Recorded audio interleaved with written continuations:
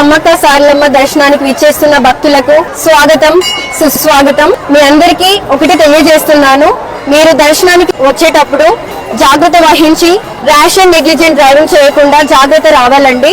And ఎవరైతే ఇక్కడికి వస్తారో రద్దీ ఎక్కువ ఉండడం వల్ల కొబ్బరికాయలు బెల్లం ముద్దలు పైనుంచి విసిరివేయడం జరుగుతుంది. అలా జరగడం వల్ల చాలా మంది భక్తుల తలలకు గాయాలవుతున్నాయి.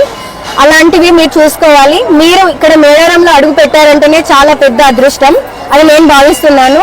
సో మీ జాగ్రత్తలు వహిస్తూ పక్క నుంచి మంచి దర్శనం చేసుకొని హ్యాపీగా వెళ్ళాలని నేను కోరుకుంటున్నాను.